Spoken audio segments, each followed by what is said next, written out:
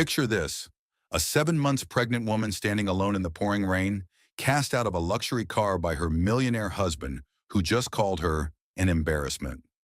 Sarah Mitchell thought she'd hit rock bottom. Her tech mogul husband Blake had just humiliated her at a major conference, convinced everyone she was mentally unstable, and left her stranded on a dark street.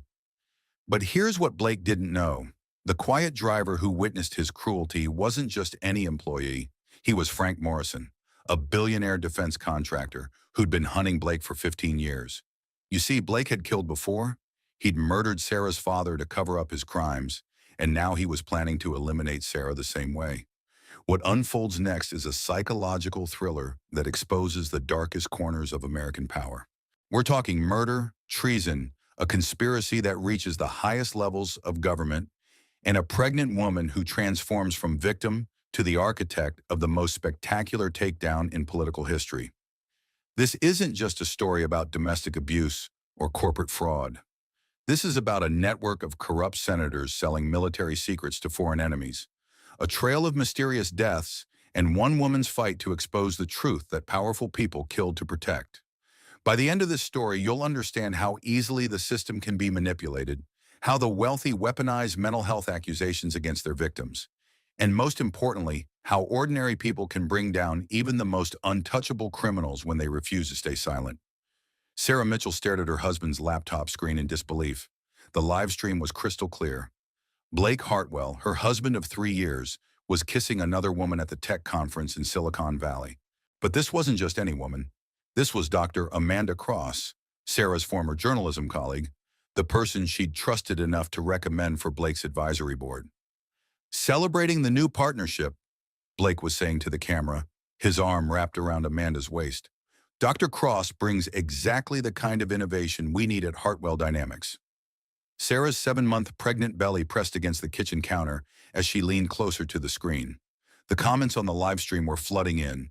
Viewers were congratulating Blake on his business success, but some were asking uncomfortable questions. "Where's your wife, Blake? Isn't she about to have your baby?" Blake's smile never wavered. "Sarah's taking some time to focus on her health. Pregnancy can be challenging, especially for someone with her history of instability." History of instability? Sarah's hands trembled as she gripped the counter. She'd never had any mental health issues. Blake was creating a narrative, live on the internet, painting her as unstable while he publicly flaunted his affair. The doorbell rang. Sarah closed the laptop and walked to the front door of their Malibu mansion, her mind racing. Through the peephole, she saw Frank Morrison, their driver, standing patiently by the black sedan. "Mrs. Hartwell," Frank said when she opened the door. His weathered face showed genuine concern. "Mr. Hartwell asked me to drive you to the conference. Said there was a change of plans." Sarah studied Frank's face.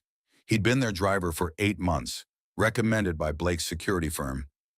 He was always professional, always kind, with the sort of quiet dignity that reminded her of her late father. "Did he say why?" she asked. Frank's gray eyes flickered with something she couldn't identify.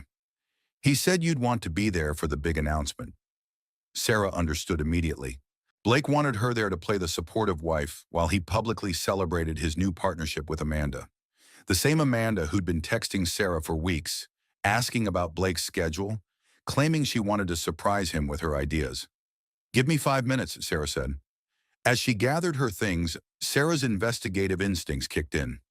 She'd been one of the best investigative journalists in Los Angeles before Blake convinced her to quit and focus on starting their family. Those skills hadn't disappeared, even if she hadn't used them in 2 years.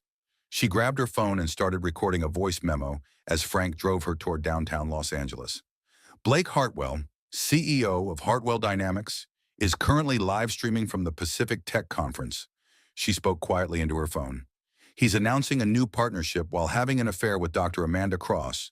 He's also telling viewers that his pregnant wife has mental health issues, which is completely false."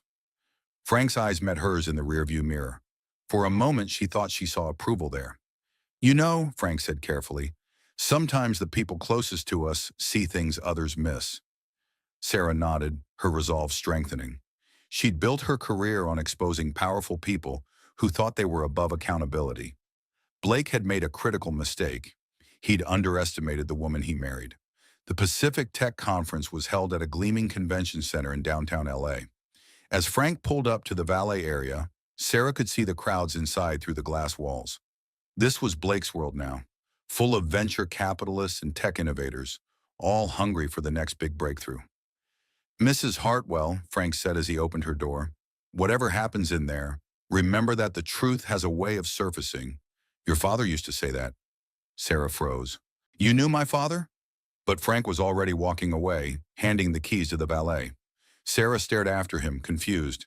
Her father had died in a car accident when she was 15. How would their driver have known him? She pushed the thought aside as she entered the conference center. Right now, she had bigger problems to solve. Blake's voice echoed from the main auditorium, charming and confident as always. "The future belongs to companies that aren't afraid to innovate, to take risks others won't take." Sarah made her way through the crowd, her pregnancy making navigation difficult. When she finally reached the auditorium, she could see Blake on stage, still standing close to Amanda. The live stream was still running, with thousands of viewers watching. This was her moment. Blake thought he held all the power, thought he could control the narrative about their marriage. But he'd forgotten that Sarah Mitchell had never backed down from a fight, especially when the stakes were this high. She was about to remind him exactly who he'd married. Sarah pushed through the crowd toward the front of the auditorium. Blake was in the middle of his presentation, gesturing enthusiastically at a slide showing projected revenue growth.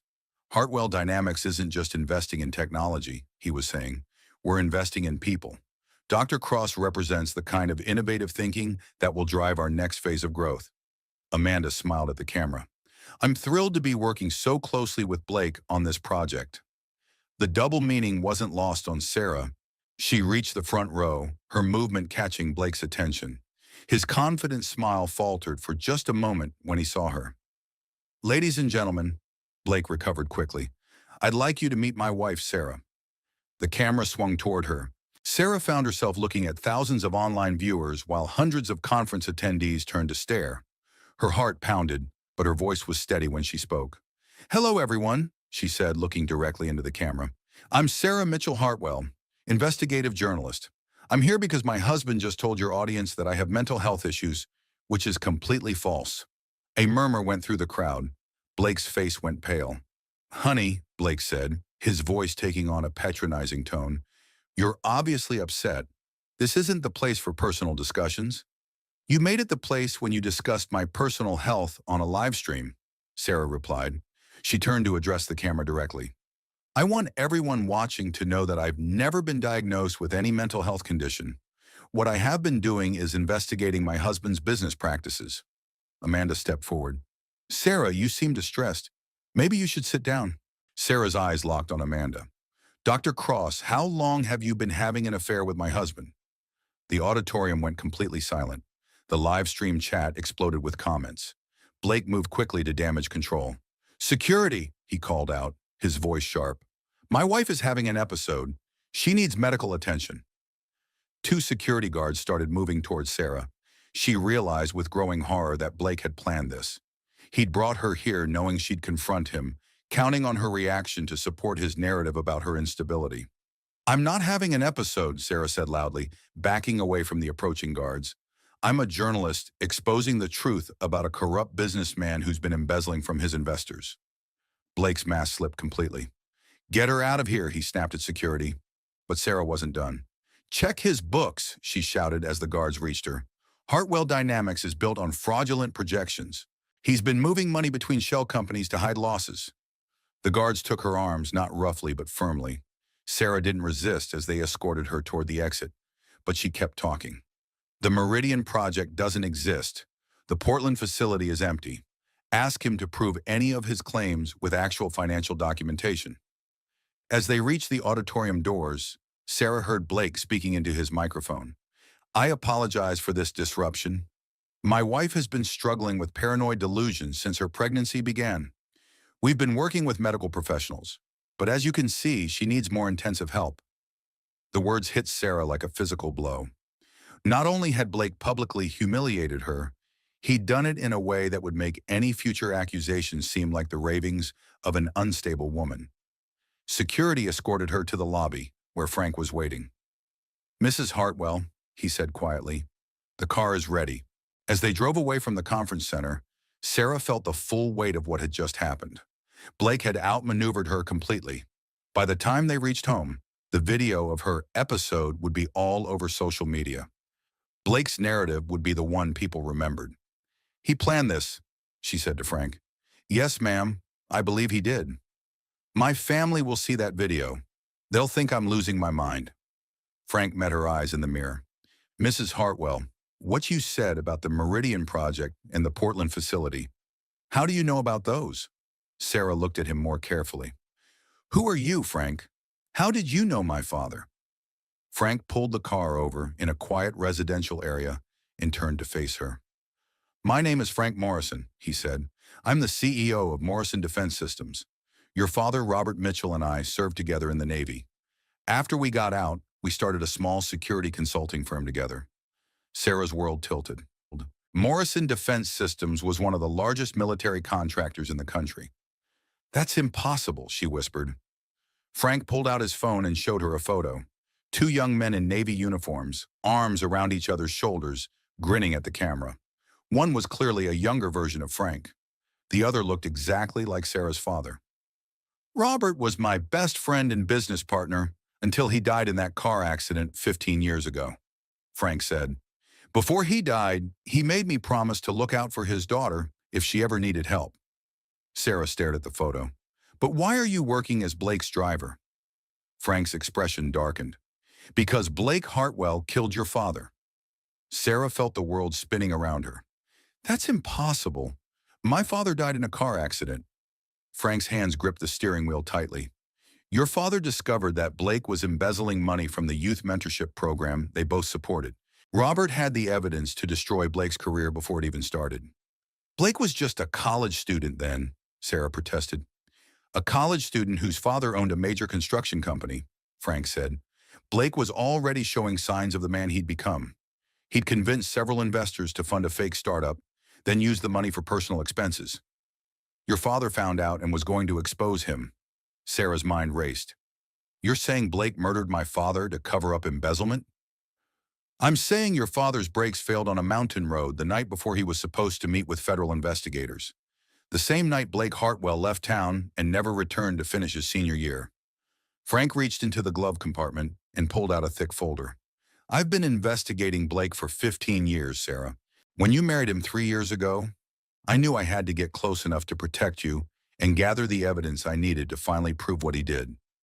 Sarah opened the folder with shaking hands. Inside were photographs, financial documents, and newspaper clippings. The top photo showed a young Blake Hartwell at a college party, dated just weeks before her father's death. "I became Frank Morrison the driver so I could be your guardian, without Blake knowing who I really was," Frank continued. "I've been documenting everything. His current embezzlement scheme, his affairs, his systematic abuse of you." "Abuse?" Sarah looked up from the documents. "Emotional manipulation, financial control, isolation from friends and family. Classic patterns. But I needed to wait until I had enough evidence to guarantee he'd go to prison, not just lose his company." Sarah felt a surge of hope for the first time in hours. "So we can stop him?" Frank's expression was grim. "We could have. But after today's scene at the conference, he's going to accelerate his timeline. He'll commit you to a psychiatric facility before you can expose him." As if summoned by Frank's words, Sarah's phone started buzzing with calls from her mother, her sister, her former colleagues. The video from the conference was already going viral. She answered her mother's call. "Sarah, honey, what happened today?" Her mother's voice was full of concern. "Blake called and said you've been having episodes. Are you taking your medications?" "Mom, I'm not on any medications. I don't have any mental health issues." "Sweetheart, denial is part of the illness. Blake showed me some concerning texts you've been sending about conspiracy theories and paranoid thoughts about his business." Sarah's blood ran cold. "What texts?" "The ones where you claimed he was stealing money and having affairs." "Honey, Blake loves you. He's just trying to help." Sarah realized that Blake had been planning this for months, possibly years. He'd been building a case for her instability, probably creating fake evidence, manipulating everyone around her.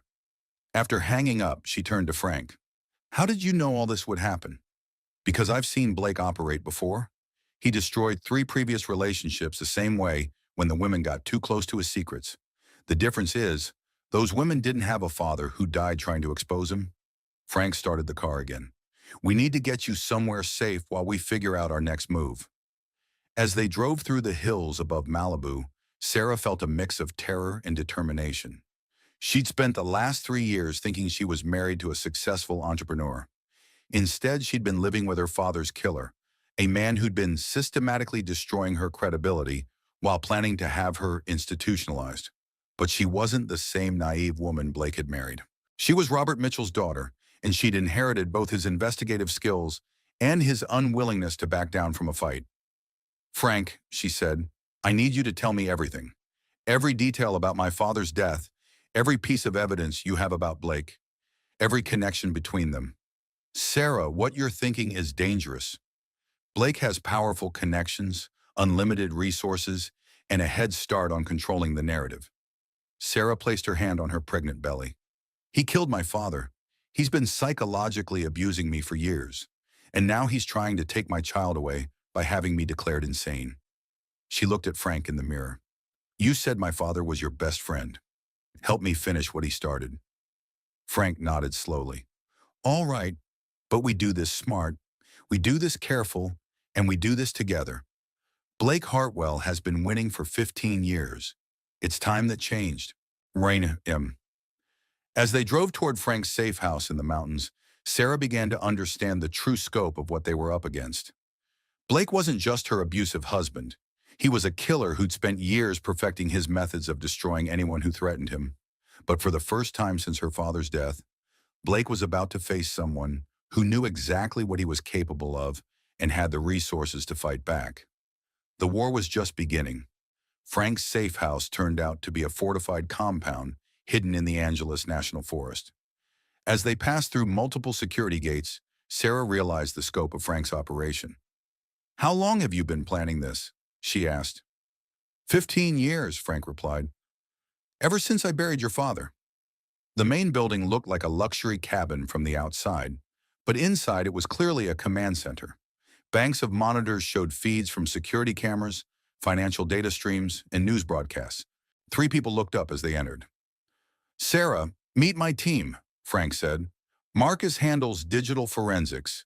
Lisa specializes in financial crimes, and David is our legal strategist. A woman in her 40s stepped forward. Mrs. Hartwell, I'm Lisa Chen. I've been tracking your husband's money trail for the past 2 years. What he's built is impressive and completely fraudulent. Lisa led them to a wall covered with charts and photographs. Hartwell Dynamics exists primarily on paper. The real money comes from investor fraud, shell company manipulation, and government contract kickbacks. He's stolen approximately $47 million over the past 5 years. Sarah stared at the evidence. How is that possible? He seems so successful. Because he is successful, Marcus said, looking up from his computer. He's one of the most sophisticated white-collar criminals we've ever investigated. Look at this. Marcus pulled up social media feeds on the main screen. The hashtag Gusher Sarah Hartwell was trending, with thousands of people sharing the video from the conference and offering their opinions on her mental state. Blake's crisis management team has been busy, Marcus continued. They've got mental health advocates defending Blake's right to privacy regarding his wife's condition. They've got business journalists praising his professionalism under difficult circumstances. They've even got your old journalism colleagues questioning whether stress from pregnancy might have affected your judgment. Sarah felt sick watching strangers dissect her mental health on social media. But then she noticed something. Wait, go back to that post from TechCrunch, she said. Marcus clicked on the article. The headline read, Hartwell Dynamics CEO handles personal crisis with grace at major product launch. This article was published 12 minutes after I was escorted out, Sarah said. But look at the content. It includes quotes from Blake about my mental health history that he gave after I left, plus background information about my father's death and my mother's concerns about my behavior. Lisa leaned forward. What are you thinking? This was all prepared in advance. Blake knew exactly how today would go because he orchestrated every part of it. Frank nodded grimly. We suspected as much, but we needed you to see it for yourself. David, the legal strategist, spread several documents on the table. The bigger problem is what comes next. Blake's lawyers filed emergency psychiatric commitment papers this afternoon. They're claiming you're a danger to yourself and your unborn child. Sarah's breath caught. Can they do that? With the right judge and enough compelling evidence, yes. They've got video of your erratic behavior, statements from family members expressing concern, and testimony from Dr. Cross about your unstable mental state. Dr. Cross isn't a psychiatrist, Sarah protested. Doesn't matter. She has a PhD in psychology, which gives her credibility. Plus, she's positioned herself as someone who cares about your well-being despite your attacks on her. Sarah realized the full scope of Blake's plan. He's going to have me committed, take custody of the baby, and then what? Keep me institutionalized indefinitely? Until you're no longer a threat to his empire, Frank said. Sarah, we need to get you out of the country tonight. No, Sarah's voice was firm. Running makes me look guilty. Besides, I can't leave. Not when I'm this close to exposing him. You're not close to anything except a psychiatric ward, David said bluntly. Blake has spent years building his case against you. We have financial crimes that will take months to prosecute, even if we can get law enforcement to take them seriously. Sarah stood up and walked to the window. Outside, she could see the lights of Los Angeles spread out below them. Somewhere down there, Blake was probably celebrating, confident that he'd eliminated the threat she posed. But Blake had made one critical error. He'd assumed that destroying her credibility would be enough to silence her permanently. He hadn't counted on Frank Morrison and this team of professionals who'd been building their own case for years. What if we don't wait for law enforcement? Sarah asked, turning back to the group. What do you mean? Lisa asked. Blake destroyed my reputation in public. What if we destroy his the same way? Frank shook his head. Sarah, you can't fight a media war against someone with his resources. I'm not talking about fighting him in the media, Sarah said. I'm talking about giving him exactly what he wants and using it against him. She moved to the whiteboard and picked up a marker. Blake thinks he's won because he's convinced everyone I'm unstable. But what if my instability is exactly what we need to get close to him? Marcus looked intrigued. You want to pretend to have a breakdown? I want to give Blake enough rope to hang himself. If I'm supposedly mentally unstable, he'll let his guard down. He might even gloat about how clever he's been. Lisa was already following Sarah's logic. And if we're recording everything, we get a confession, Sarah finished. Not just about the current fraud, but about my father's death. Frank stood up abruptly. Absolutely not. You're 7 months pregnant, and Blake has already demonstrated that he's willing to hurt you to protect himself. He's going to hurt me anyway, Sarah said. At least this way, I'm choosing the battlefield. David was reading through legal documents. Actually, this could work. If we can get Blake on a record admitting to fraud or worse, it would override any psychiatric evaluation. Criminal confession trumps mental health concerns in court. Shiolos, it's too dangerous, Frank insisted. Sarah met his eyes. Frank, you've spent 15 years trying to get justice for my father through official channels. How's that working out? Frank was quiet for a long moment. What exactly are you proposing? Sarah turned back to the whiteboard. We let Blake think he's won. I'll have a very public breakdown, maybe even attempt suicide. Blake will come to gloat to make sure I understand how completely he's beaten me. She drew connections between Blake's various criminal activities. But what Blake doesn't know is that his grieving, mentally unstable wife is actually wearing a wire and documenting everything he says. Marcus was already nodding. We could embed recording devices that even sophisticated sweeps wouldn't detect.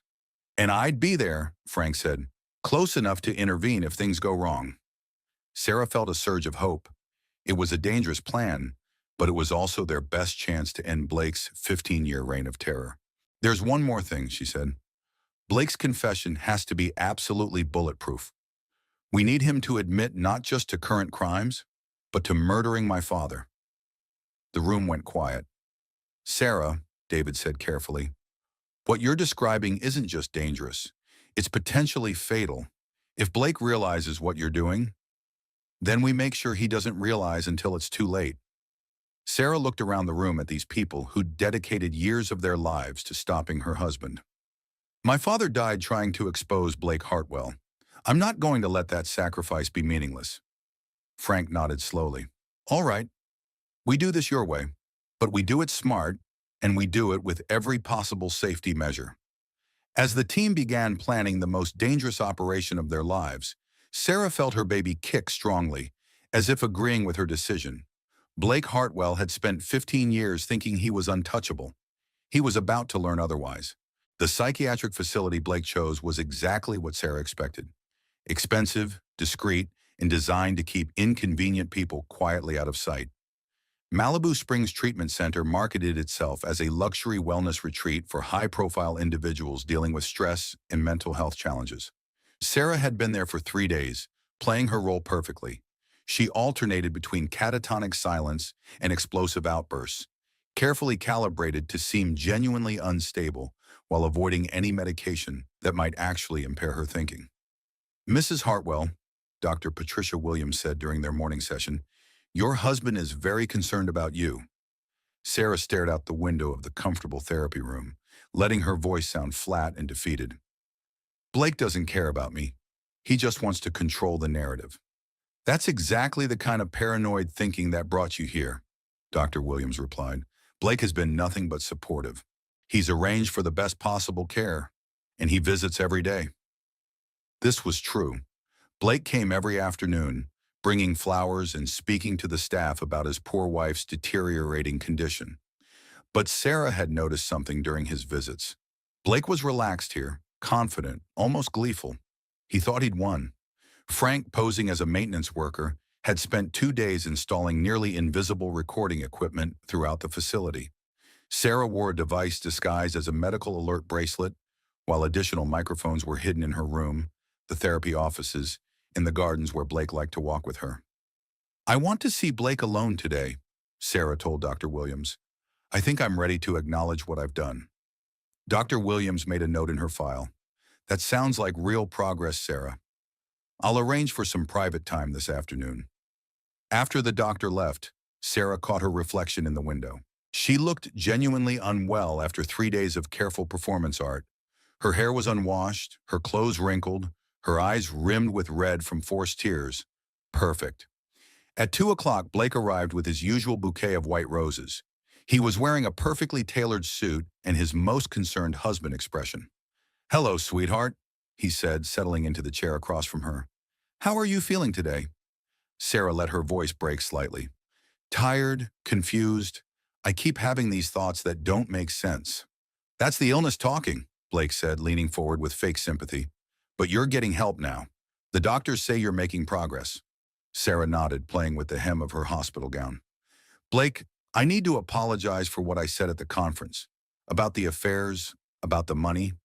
I don't know why I said those things. Blake's smile became genuine for the first time. You were sick, honey. None of that was your fault.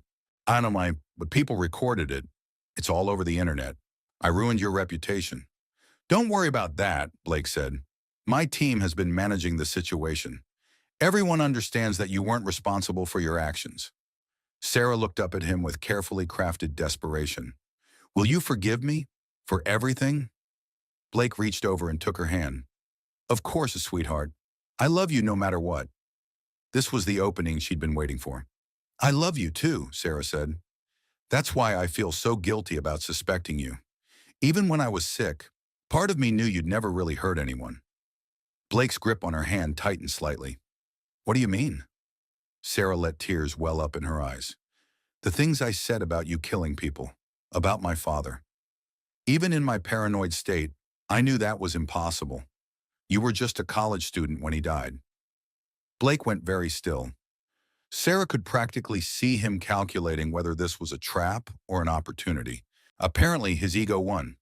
You know, Sarah, your father was a good man, but he was naive about business, Blake said carefully. He thought the world operated on some kind of honor system. What do you mean? Blake glanced around to make sure they were alone, then leaned closer. Robert found some financial irregularities in a project we were both involved with, but instead of discussing it privately, he threatened to go to the FBI. Sarah's heart was pounding, but she kept her voice soft and confused. The FBI? Why? Because he didn't understand that sometimes you have to bend rules to achieve bigger goals, Blake said. I tried to explain it to him, but he was stubborn. Said he had a daughter to think about, that he couldn't be involved in anything questionable. So what happened? Blake was quiet for a long moment, seemingly lost in the memory. When he spoke again, his voice was different, colder. I couldn't let him destroy everything I'd worked for. One phone call to a mechanic I knew, one small adjustment to his brake line, and the problem solved itself. Sarah felt like she might vomit, but she forced herself to stay in character. You really did kill my father? Blake seemed to realize what he'd just said. His eyes sharpened as he studied her face. Sarah, you're confused again. I never said I killed anyone. But it was too late. The confession was recorded, and Sarah had gotten exactly what they needed. You did say that, Sarah said, letting her voice rise slightly. You said you had his brakes tampered with. Blake stood up quickly. You're having another episode. I should call the doctor. No, Blake. For the first time in years, I'm thinking clearly. Blake's mask finally slipped completely. Even if that were true, which it isn't, who would believe the word of a woman who's been certified mentally unstable? Sarah smiled, and Blake took a step back at the genuine confidence in her expression. How about the word of Frank Morrison, CEO of Morrison Defense Systems, Sarah said. Blake's face went white. That's impossible. Frank Morrison is my father's best friend and business partner, the man who's been investigating you for 15 years. The door to the therapy room opened, and Frank walked in, no longer dressed as a maintenance worker, but in an expensive suit, followed by 2 FBI agents. Hello, Blake, Frank said. We need to talk. Blake looked frantically between Sarah and Frank, finally understanding the scope of what had just happened. This is entrapment, he said desperately. She's mentally ill. Anything she got me to say is inadmissible. Agent Martinez stepped forward. Mr. Hartwell, you're under arrest for conspiracy to commit murder, mail fraud, wire fraud, and money laundering. You have the right to remain silent. As the agents cuffed Blake, he stared at Sarah with undisguised hatred. You have no idea what you've just done, he snarled. I have connections you can't imagine. I'll be out in hours, and when I am, you and your baby will disappear permanently. Frank moved protectively closer to Sarah. Actually, Blake, there's one more thing you should know. The FBI has been investigating you for money laundering and defense contract fraud for the past 6 months. Sarah's confession was just the final piece of evidence they needed. Blake's expression went from rage to despair as he realized the full scope of his defeat. The Meridian Project, the Portland facility, the shell companies in the Cayman Islands. Agent Martinez continued, we have everything. Your business associates have already started cooperating to reduce their own sentences. As they led Blake away, he looked back at Sarah one final time. This isn't over, he said. Sarah stood up, one hand on her pregnant belly, and met his stare without flinching. Yes, it is. The media explosion was immediate and overwhelming. Within hours of Blake's arrest, every major news outlet was running the story. Tech CEO arrested for murder and massive fraud scheme. Pregnant wife helps FBI catch killer husband. 15-year investigation ends in dramatic confession. Sarah sat in Frank's secure compound, watching the coverage with a mix of satisfaction and exhaustion. 3 weeks had passed since Blake's arrest, and the legal proceedings were moving faster than anyone had expected. How are you feeling? Frank asked, settling into the chair beside her. Sarah placed a hand on her belly. Like I can finally breathe. The baby's been more active since Blake was arrested. It's like he knows we're safe now. Lisa Chen entered the room carrying a thick folder. The financial forensics are complete, she announced. Blake's entire empire was built on approximately $63 million in stolen funds, dating back to before your father's death. Us? 63 million? Sarah was stunned by the scope of Blake's crimes. The government is seizing all of Blake's assets, Lisa continued. But there's something else. Under federal victim compensation laws, you're entitled to substantial restitution as the widow of Blake's first victim. Frank leaned forward. What kind of restitution? Conservatively, about $15 million. Plus Blake's Malibu house, his art collection, and his stake in several legitimate investments. Sarah shook her head. I don't want his money. Sarah, Frank said gently, this isn't about wanting Blake's money. This is about justice for your father and security for your child. Before Sarah could respond, Marcus burst into the room. You need to see this, he said, turning up the volume on the television. CNN was running a live report from outside the federal courthouse. In a shocking development, Blake Hartwell has been found dead in his cell at the Metropolitan Detention Center. Sources confirm that Hartwell apparently took his own life early this morning, leaving behind a detailed confession to multiple crimes, including the murder of Robert Mitchell 15 years ago. Sarah felt the room spinning around her. He's dead? The reporter continued. In his suicide note, Hartwell admitted to killing Robert Mitchell to prevent Mitchell from exposing a massive fraud scheme. He also detailed 15 years of financial crimes and expressed remorse for the psychological abuse of his wife, Sarah Mitchell Hartwell. Frank muted the television. I'm sorry, Sarah. I know this complicates your feelings about everything. Sarah was quiet for a long moment, processing the news. Part of her felt relief that Blake could never threaten her or her child again. But another part felt strangely empty, as if she'd been preparing for a confrontation that would now never come. Do you think he really killed himself? She asked. Marcus and Frank exchanged glances. Blake had made a lot of enemies over the years, Frank said carefully. People who lost millions because of his schemes. Prison can be dangerous for high-profile, white-collar criminals. But his confession covers everything, Lisa added. The murder, the fraud, the abuse. It validates everything you went through and ensures that your father's death is officially solved. Sarah nodded, but she couldn't shake the feeling that Blake's death was too convenient, too neat. Blake had been a fighter his entire life. Suicide seemed out of character. Her phone buzzed with a call from Dr. Williams at Malibu Springs. Mrs. Hartwell, I wanted to personally apologize, the doctor said. I was completely deceived by your husband. Your performance was remarkable, and your bravery in helping the FBI is commendable. Thank you, Dr. Williams. I also wanted you to know that your psychiatric evaluation has been officially overturned. There's no record of mental illness in your file, and the court has cleared you of all commitment orders. After hanging up, Sarah felt another piece of her old life falling back into place. She was no longer Blake Hartwell's unstable wife. She was Sarah Mitchell again, investigative journalist and daughter of Robert Mitchell. What happens now? She asked Frank. Now you decide what kind of life you want to build, Frank replied. You have financial security, legal vindication, and more importantly, you have your freedom. Sarah looked around the room at the people who'd become her unlikely family over the past month. Marcus, Lisa, David, and Frank had risked their careers and potentially their lives to help her expose Blake. I want to finish what my father started, she said finally. What do you mean? Lisa asked. Sarah stood up and walked to the window overlooking the city. My father died investigating corruption. Blake was just one case. There are others out there. Other powerful people who think they're above the law. She turned back to the group. I want to use Blake's money to fund a foundation, an organization that helps victims of powerful abusers, that investigates white-collar crime, that gives people like me the resources to fight back. Frank smiled for the first time since Blake's arrest. The Robert Mitchell Foundation? Exactly. I want to turn Blake's legacy of destruction into something that helps people. Marcus was already taking notes. We'd need lawyers, investigators, victim advocates, media specialists.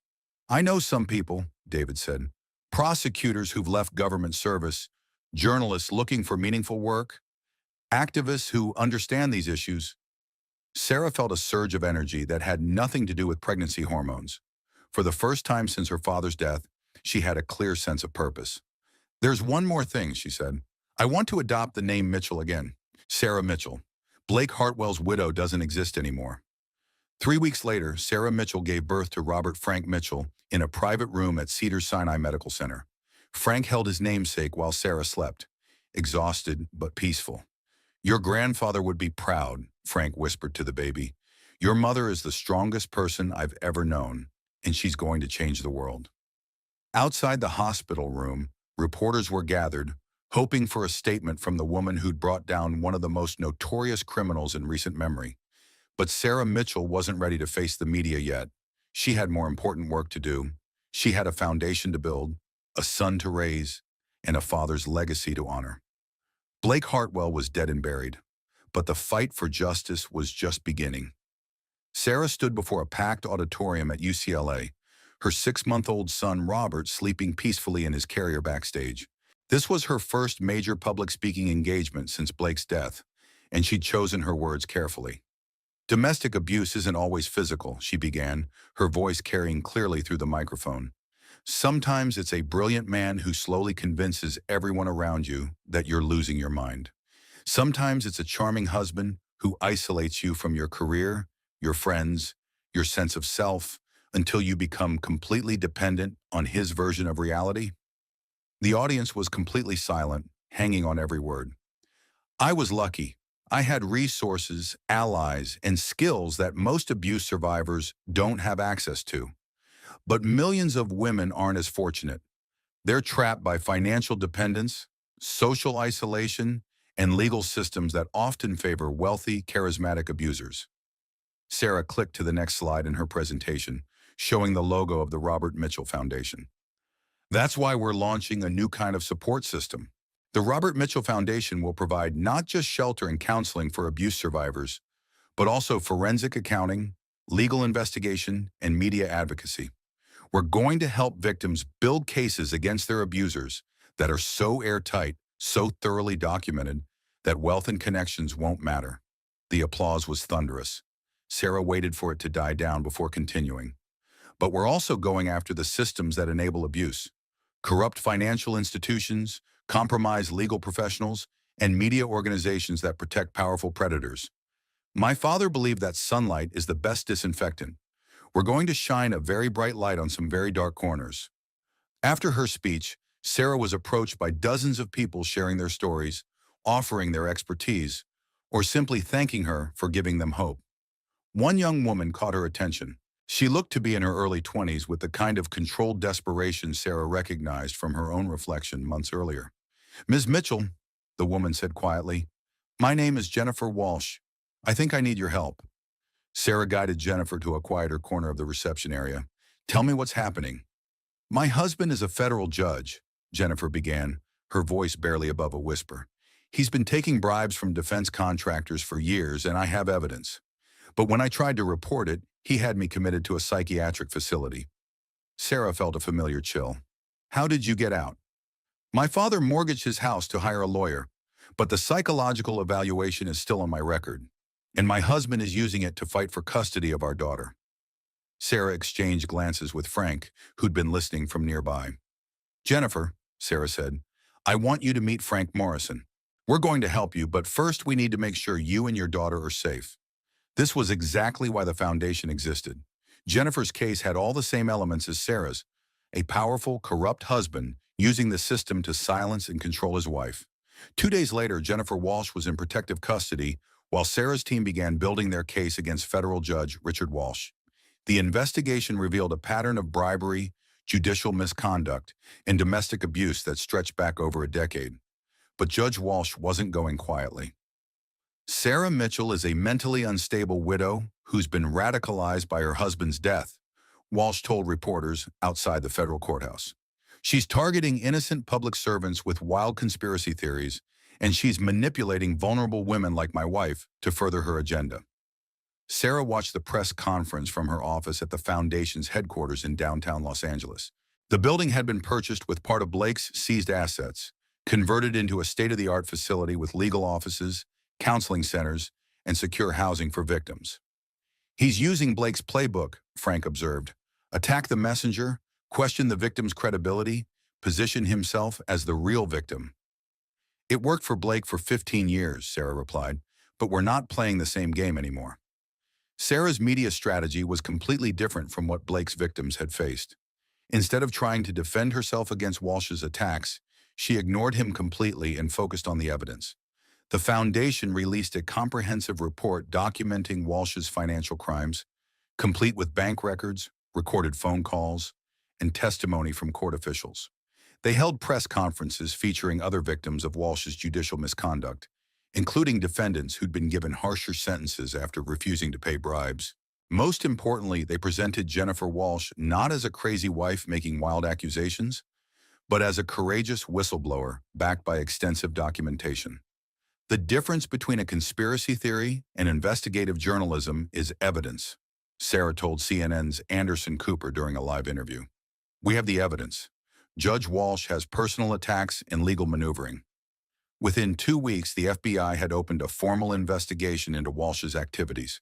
Within a month, he was indicted on 17 federal charges. But Sarah's victory came with a price. We're getting death threats, Marcus told her during a security briefing. Not just random cranks. Professional-level threats from people who clearly know your routines, your security arrangements, your vulnerabilities. Sarah bounced baby Robert on her knee, trying to process this new reality. How bad is it? Bad enough that I want you to consider relocating temporarily while we identify the sources, Frank said. Sarah shook her head. We relocate. We look guilty. We look like we're running from something. You are running from something, Frank replied firmly. You're running from people who have billions of dollars at stake and no moral boundaries about how they protect their interests. That evening, Sarah was working late at the foundation when her assistant knocked on her door. Ms. Mitchell, there's someone here to see you. She says it's urgent. The woman who entered Sarah's office was expensively dressed, perfectly groomed, and clearly terrified. Ms. Mitchell, my name is Catherine Morrison. My husband is Senator James Morrison. Sarah's blood ran cold. Senator Morrison was one of the most powerful politicians in Washington, chairman of the Senate Armed Services Committee. Mrs. Morrison, how can I help you? Catherine Morrison sat down heavily in the chair across from Sarah's desk. My husband is selling defense contracts to foreign governments. I have proof, but if I expose him, he'll have me killed. She opened her purse and pulled out a small recording device. This contains conversations between my husband and agents of the Chinese government. They're paying him $50 million for classified information about our missile defense systems. Sarah realized she was looking at evidence of treason, the kind of case that could bring down an entire political network. Mrs. Morrison, this is bigger than domestic abuse. This is national security. Catherine Morrison nodded. I know. That's why I need your help. Because if we don't stop him, a lot more people are going to die than just me. Sarah looked at this terrified woman, then at her sleeping son, then at the photo of her father on her desk. She thought about Jennifer Walsh, about Blake Hartwell, about all the powerful men who believed they could destroy anyone who threatened them. All right, Mrs. Morrison, Sarah said, let's bring down a senator. Senator James Morrison's corruption network was vast and sophisticated. Over the following weeks, Sarah's team uncovered connections to defense contractors, foreign intelligence services, and a web of shell companies designed to hide millions in illegal payments. But as they dug deeper, they discovered something even more troubling. Blake wasn't working alone, Lisa announced during an emergency meeting at the foundation. Look at these financial records. She pulled up a complex chart showing money transfers between dozens of companies and individuals. At the center was a name Sarah recognized, Apex Holdings, one of Blake's shell companies. Apex Holdings received payments from Morrison's defense contracts, Lisa continued. Blake was laundering money for Senator Morrison while building his own fraud empire. Sarah felt sick. So my father wasn't just killed to protect Blake's embezzlement. He was killed to protect a treason conspiracy. Frank nodded grimly. It gets worse. We've identified at least 6 other suspicious deaths over the past 15 years. Whistleblowers, investigators, journalists who were getting too close to Morrison's network. Including Amanda Cross, Marcus added. Blake's supposed affair partner? She's been found dead in her apartment. Apparent suicide. Sarah remembered Amanda from the conference, the woman she thought was sleeping with her husband. She wasn't having an affair with Blake, was she? No, she was an FBI informant, gathering evidence about the defense contract fraud. Blake figured it out and eliminated her, just like he eliminated your father. The scope of the conspiracy was staggering. Senator Morrison had been selling American military secrets for over a decade, using Blake and others to launder the payments through a network of fake companies and legitimate businesses. How many people have they killed? Sarah asked. Frank spread out photographs of the victims across the conference table. At least 12 that we can prove. Probably more. Sarah studied the faces, each representing someone who tried to do the right thing and paid with their life. Her father was just one victim in a pattern of murder designed to protect a massive criminal conspiracy. We need to get this to the FBI immediately, David said. The FBI may be compromised, Frank replied. Morrison has been chairing the committee that oversees the Bureau's budget for 8 years. He has allies throughout the intelligence community. Sarah felt the weight of responsibility settling on her shoulders. These weren't just financial crimes or domestic abuse cases anymore. This was about national security and systematic murder of American patriots. What about the media, she asked. Marcus pulled up news articles on his laptop. Morrison's people are already getting ahead of the story. They're painting Catherine Morrison as a mentally ill alcoholic who's been embezzling from charity organizations. The same playbook. Attack the victim's credibility, control the narrative, use wealth and power to silence opposition.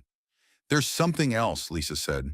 Catherine Morrison didn't just record conversations with Chinese agents. She recorded her husband planning your murder. The room went silent. Lisa played an audio file. Senator Morrison's voice was clear and unmistakable. Sarah Mitchell has become a problem. She's got resources, media attention, and she's not intimidated by threats. We need to handle this permanently. Another voice, one Sarah didn't recognize. Make it look accidental. Car crash, home invasion, something that doesn't trace back to us. Morrison again. Whatever it takes. She's too dangerous to leave alive. Sarah felt baby Robert stirring in his carrier beside her desk. The reality of the threat hit her like a physical blow. These people weren't just willing to kill her. They were actively planning it.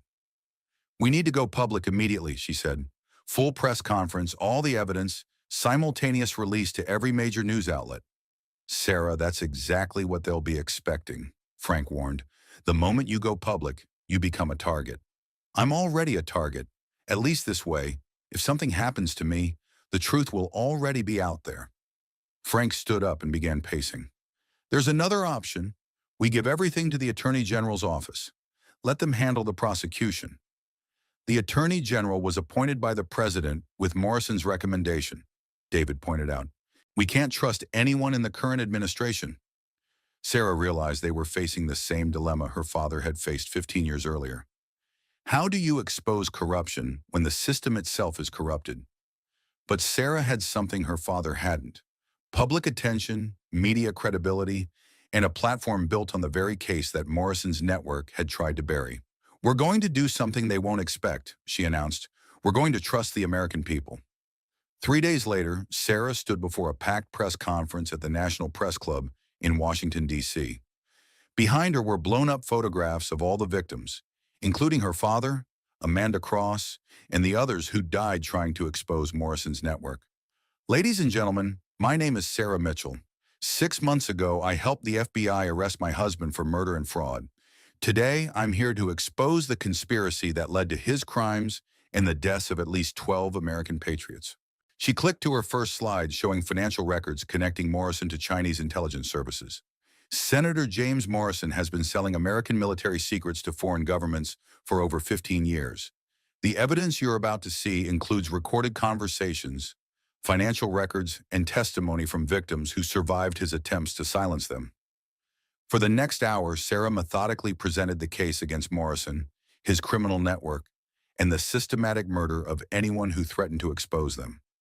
She played audio recordings, displayed financial documents, and told the stories of each victim. When she finished, the room erupted in questions from reporters.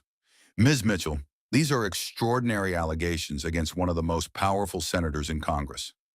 How can you be certain of your evidence? Sarah looked directly into the cameras. Because Senator Morrison is recorded planning my murder, because my husband confessed to killing my father on Morrison's orders, and because I have 12 victims who deserve justice.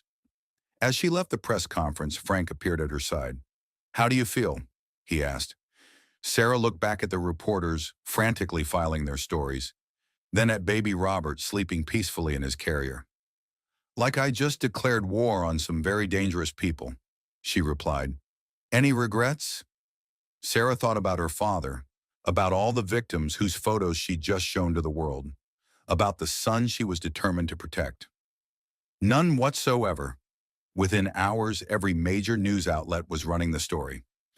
Morrison Files was trending on social media.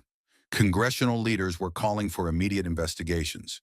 But somewhere in the darkness, Sarah knew that Senator Morrison and his allies were planning their response, and they'd already demonstrated that they were willing to kill to protect their secrets.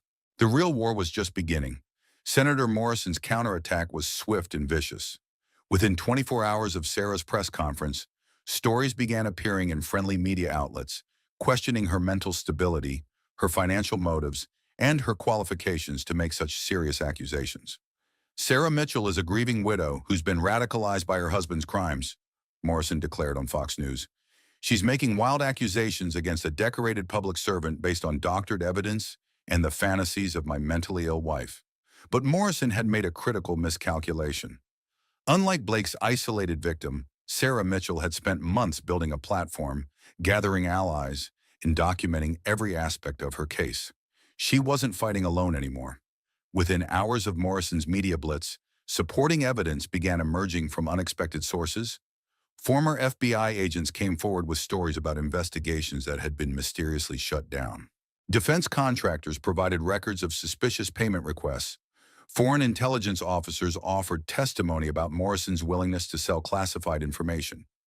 Most damaging of all, 3 more senators came forward with evidence that Morrison had been pressuring them to vote for specific defense contracts in exchange for campaign contributions. The walls are closing in, Frank observed as they watched the evening news from Sarah's secure compound. Morrison's trying to control the narrative, but there's too much evidence from too many sources. Sarah was feeding baby Robert while monitoring social media on her laptop. "Look at this," she said, showing Frank her screen. "Military families are organizing rallies outside Morrison's offices. Veterans groups are demanding congressional hearings. His own party is starting to distance itself." The breakthrough came from an unexpected source. Dr. Patricia Williams, the psychiatrist who had treated Sarah at Malibu Springs, held her own press conference. "I was deceived by Blake Hartwell into believing that Sarah Mitchell was mentally unstable," Dr. Williams announced. "But I've now reviewed all of Sarah's medical records, spoken with her previous healthcare providers, and conducted my own evaluation. Sarah Mitchell has never suffered from any mental health condition that would impair her judgment or credibility." Dr. Williams continued, "More importantly, I've been contacted by Catherine Morrison's previous doctors. Mrs. Morrison has also been systematically misrepresented as mentally ill by her husband's associates. This appears to be a deliberate pattern of using psychiatric diagnoses to silence inconvenient women." The press conference was devastating for Morrison's credibility. If one of the nation's most respected psychiatrists was publicly vouching for Sarah's mental health, Morrison's attacks on her stability became meaningless. But Morrison wasn't finished fighting. 2 days later, Sarah received an urgent call from Marcus. "Sarah, you need to get somewhere safe immediately," he said, his voice tight with fear. "We just intercepted communications suggesting an imminent attempt on your life." "What kind of attempt?" "Professional hit team, probably foreign operatives. They're planning to make it look like a terrorist attack, something that can't be traced back to Morrison." Sarah looked at baby Robert, sleeping peacefully in his crib. The thought of leaving him motherless filled her with cold rage. "No more running," she said. "Set up a meeting with Morrison.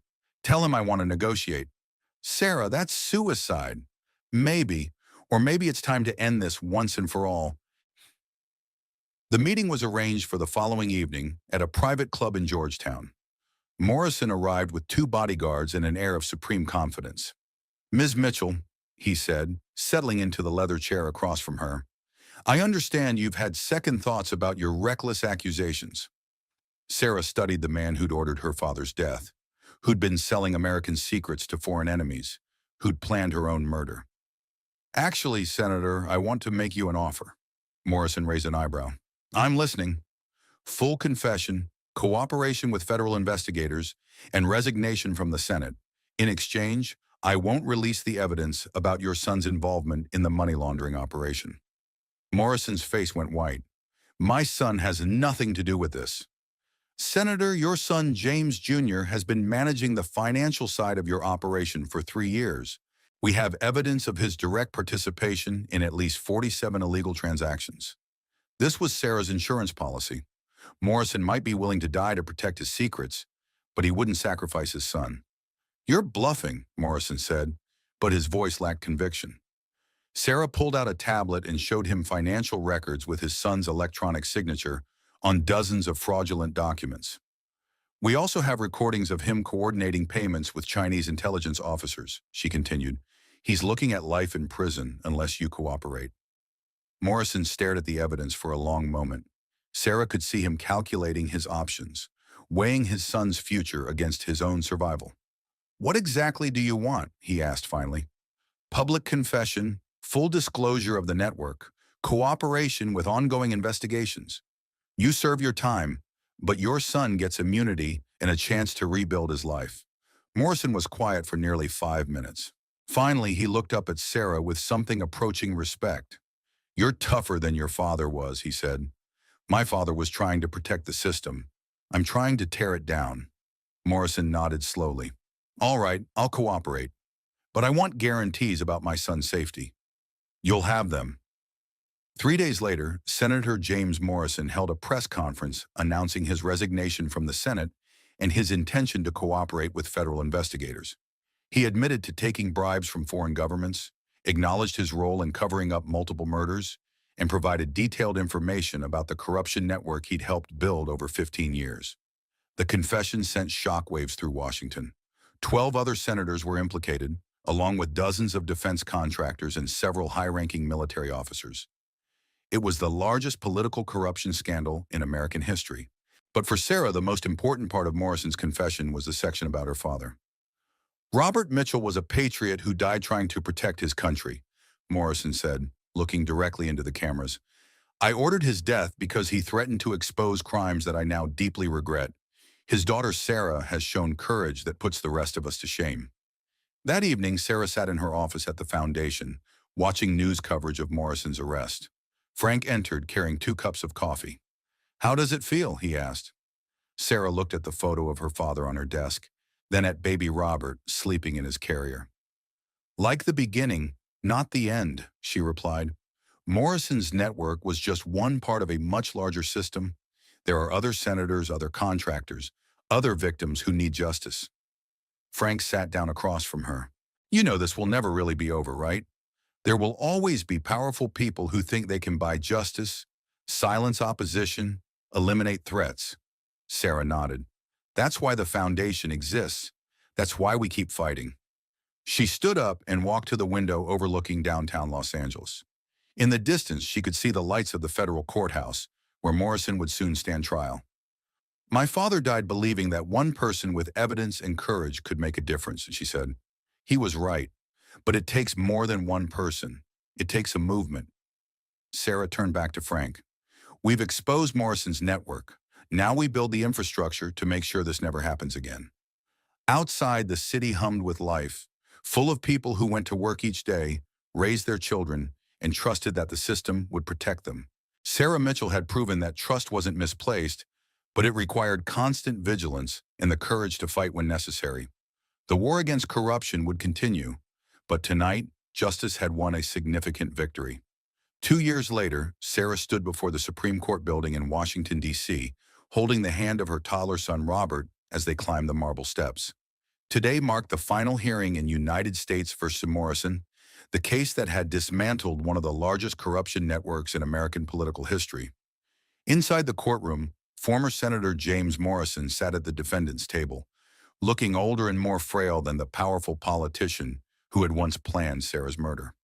His confession had led to the prosecution of 43 individuals, the recovery of over $200 million in stolen funds, and fundamental reforms to congressional oversight procedures. The defendant will rise for sentencing, Judge Elizabeth Warren announced. Morrison stood slowly, supported by his attorney. The man who had once controlled defense budgets worth billions of dollars was now facing the rest of his life in federal prison. Mr. Morrison, you have pleaded guilty to treason, conspiracy to commit murder, bribery, and money laundering. These crimes represent not just a betrayal of your oath of office, but a betrayal of every American who trusted you to protect their interests. Judge Warren's voice carried the weight of history. This case had changed how Americans viewed their government, forcing unprecedented transparency measures and accountability standards. However, the court recognizes your cooperation with federal investigators, which has led to the prosecution of dozens of co-conspirators and the recovery of significant stolen assets. The court also recognizes the testimony of Sarah Mitchell, who has requested that the court consider the impact of your confession on the families of your victims. Sarah had indeed testified on Morrison's behalf, not out of forgiveness, but out of recognition that his cooperation had prevented other families from experiencing what she'd endured. James Morrison, I sentence you to 25 years in federal prison with the possibility of parole after 15 years, contingent on continued cooperation with ongoing investigations. As Morrison was led away in handcuffs, Sarah felt a complex mix of emotions. Justice had been served, but it couldn't bring back her father or the 11 other victims of Morrison's network. Outside the courthouse, Sarah faced a crowd of reporters and supporters. The Robert Mitchell Foundation had grown into a national organization with offices in 12 cities, helping hundreds of abuse survivors while exposing corruption cases across the country. Ms. Mitchell, how do you feel about today's sentencing? A reporter asked. Sarah adjusted baby Robert on her hip and looked directly into the cameras.